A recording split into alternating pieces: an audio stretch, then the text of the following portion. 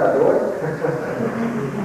E acho que vamos sentir um pouco mais de efeito do futebol até amanhã, né? Mas é muito bom, muito gostoso estar juntos, compartilhar, brincar e ter comunhão juntos. É muito precioso esse tempo para todos nós, especialmente o que é para mim, para a Lúcia, estar com vocês aqui. Hoje de manhã falamos sobre o primeiro casal, a primeira família, Adão e Eva. Vimos os efeitos, né? Vimos os problemas causados pela não aceitação da responsabilidade, do papel que Deus deu, tanto para Adão quanto para Eva. E amanhã nós vamos falar um pouquinho mais, talvez em tempos separados, homens e mulheres. A Dulce vai estar conversando com as mulheres, nós vamos avaliando um pouco mais o nosso papel, né, de liderança, mas especialmente aquela questão de amarmos as nossas esposas. E a Dulce vai estar conversando um pouco aqui sobre o papel da mulher. Com certeza que vai ser um tempo muito gostoso também. Mas hoje eu queria falar um pouco sobre duas famílias. A primeira família é um exemplo de infidelidade, olhando para alguns aspectos que já vimos até na própria pessoa de Adão, na sua passividade. Essa família, mais relacionada ao pai e aos filhos, traz muitas aplicações para nós, cuidados, né? Tudo que foi escrito como exemplo para nós, do que devemos fazer e do que não devemos fazer, né? Dos mandamentos, dos princípios da palavra de Deus para reger a nossa vida cristã. E depois vamos ver o exemplo de uma família que foi fiel, mesmo a despeito das dificuldades, dos problemas que encararam, eles ainda permaneceram fiel porque tentaram, acima de tudo, viver para Deus e glorificar a Deus.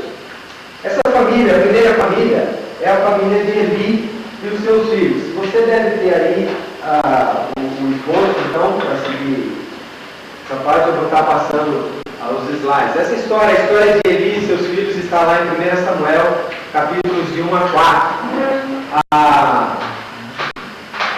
Ele tinha algumas realizações na sua vida. Algumas coisas que sabemos a respeito de Eli é que certamente ele foi casado. Não menciona-se nada sobre a sua esposa na palavra de Deus. Mas porque ele tinha filhos, então sabemos que algum dia ele foi casado. Talvez a esposa morreu prematuramente, não sabemos o fato, o que aconteceu, o fato de não mencionar o nome da sua esposa na palavra de Deus. Mas ele certamente foi casado. Nós não sabemos nada a respeito da sua esposa. Ele aceitou a chamada de Deus para o ministério que Deus tinha para ele.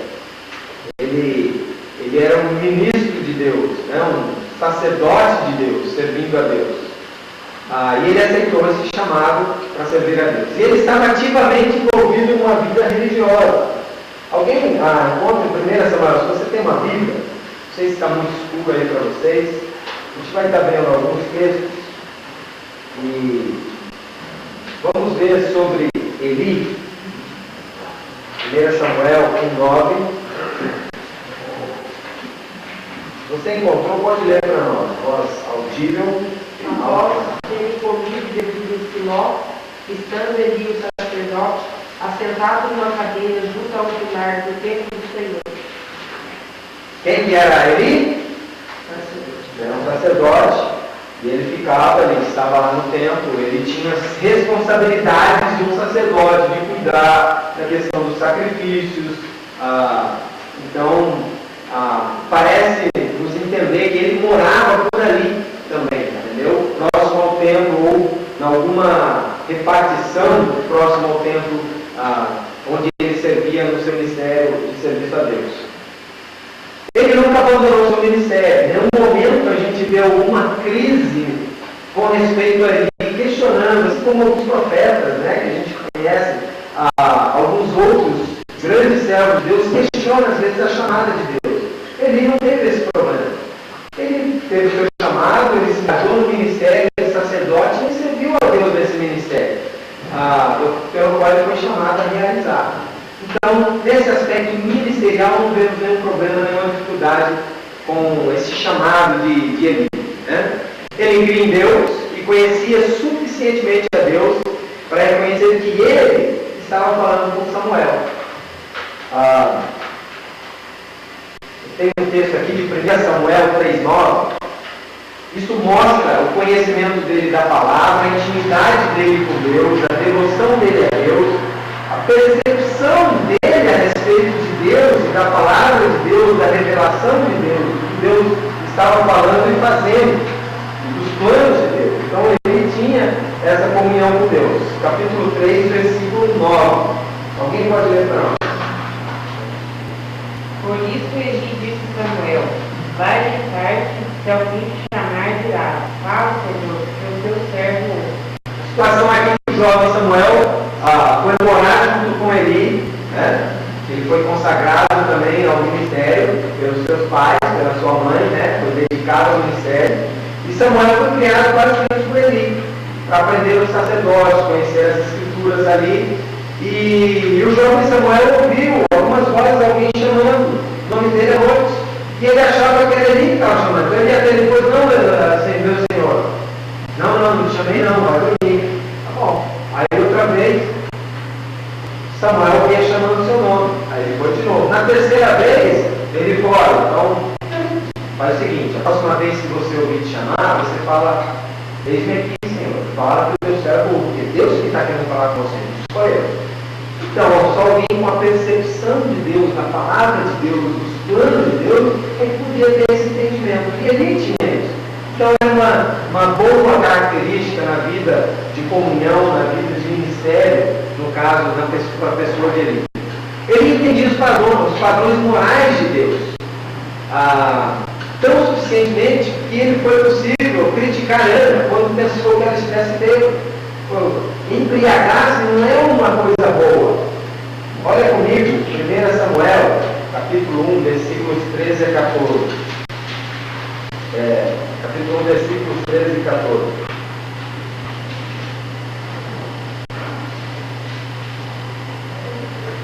Alguém leia. 1 Samuel 1, 13 e 14. Porquanto Ana só no coração falava, seus lábios se moviam, porém não se lhe ouvia voz nenhuma. Por isso, ele ia ter por embriagado. Ele disse: até quando estarás tu embriagado? Aparta de ti esse vinho. Isso, na verdade aqui a Ana está tendo, né, essa preocupação com relação à dedicação do filho que Deus estava falando para ela dentro da psíquica dela, e chegou um momento que ele questionou: ela está bêbada, ela se embriagou com vinho. Olha, Ana, e se embriagar com vinho é uma coisa que Deus não quer, você não pode ser dominado por uma bebida forte. Ele chamou a atenção dela, mostrando a sua diligência aos padrões morais de Deus. Então ele conhecia os padrões morais de Deus, ao ponto, mesmo enganado, né? Achando que ela estivesse bêbada, mas confrontando com a palavra de Deus. Depois ele vai entender, né, o que é que de fato estava acontecendo. Mas a gente percebe nessa repreensão dele que ele está valorizando a palavra de Deus. Ele está querendo viver os padrões morais de Deus e exortando alguém, no caso Ana, né, com relação a isso, confrontando a Ana com relação a isso. Mas pena que não é, né, tudo de Eli. Ele parecia ter sido sensível, cuidadoso e de grande ajuda para outras pessoas. E parece que era uma pessoa extremamente preocupada com os outros, pessoas necessitadas. Pelo menos ele acolheu Samuel, o jovem Samuel, quando Ana o deixou para servir no tabernáculo lá em Siló. 1 Samuel, eu não sei se está mostrando vocês aí